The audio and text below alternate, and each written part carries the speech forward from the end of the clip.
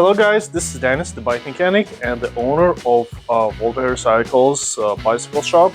In this video, let me speak a few words about my personal bike. It is a Stromer St2S in white frame. So let's go. But first, let me back up and speak about my previous Stromer. In 2015, I worked as a warehouse manager in a bicycle company in Nice, Wales as a warehouse manager. The warehouse moved from upstate New York to New Jersey, and as a reward for hard work, I got my first Stromer ST1 for free. Later, in 2017, when Stromer revealed their new flagship ST2S, one of our customers bought it online, but the trucking company damaged the frame and the bike came back to the warehouse. But all electrical parts were working fine. So I bought it from my boss, found another frame which was white, and reassembled the bike. For your information, the ST2S model came out only in a gray frame, no white or black models, so this is kinda unique bike. Later on, I sold my ST1 and stayed with the ST2S model. As I mentioned, the warehouse was in New Jersey, while the shop was in New York. So I did weekly deliveries by van, and also one or two times I had to go to the shop to work as a mechanic. My round trip from home to shop was about 40 miles, which I covered within 2 hours, 1 hour in each direction. So let me show you my mileage timeline. I got the bike in late spring, beginning of summer, but Stromer started saving my trips with the app only in December. So I can't say for sure how many miles I covered in 2017, but it was definitely more than 100 miles it recorded. I assume the trip was at least 2,000 miles. Later on, when I started working as a chief mechanic at Stromer Cycles, my trips went down in 2022 when I started running the shop where I was a mechanic. I became a Delfast dealer, and all summer long I rode their motorcycle-bicycle. Yeah, I got lazy, my bad. Tough days with long trips are over. In 2019, my headlight side LEDs started fading out, and approximately in 6 months, half of the LEDs faded out, so I replaced it.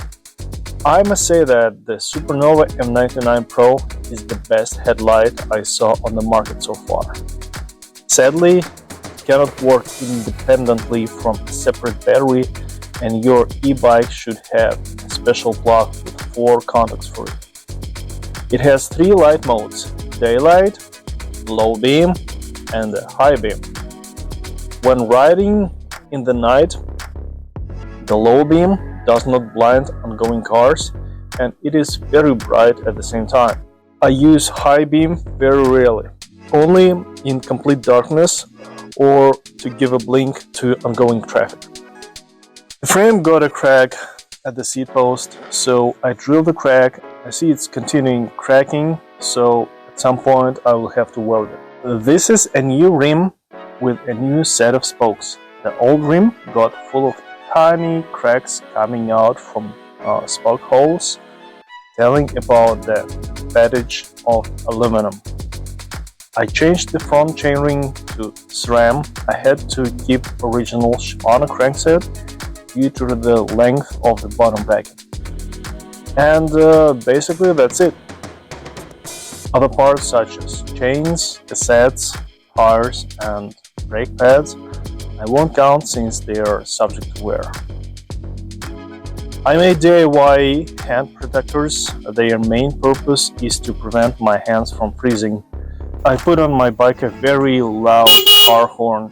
Also, I have a traditional bell for parks and other quiet places. What do you need to do to maintain the bike properly? First, and the most important, put an electric tape around the controller board.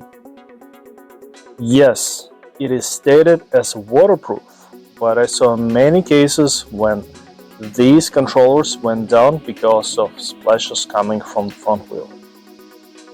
From time to time, inspect electrical wires. If they are rubbing against something, check the tension of bolts, grease chain, and please don't forget to check your brakes condition. I do this procedure every time when I lubricate the chain. So I own this bike over 6 years so far, and I can say that this bike is built to last. Well, this bike is pricey, yes, that's no doubt, but you pay what you get. And I must say that this bike drove me out of some crazy situations that other bikes probably won't. For instance, I remember one day it was snowstorm and a sleet. Road got covered with the mud, and the wet heavy snow mixed with water. So trains didn't work, only subway. So I went to George Washington Bridge and on the subway, and from there I had to go slowly but steady to my place. I was all wet entirely, but the bike went through, and that tells me about the quality. Plus, nothing really got broken on the bike.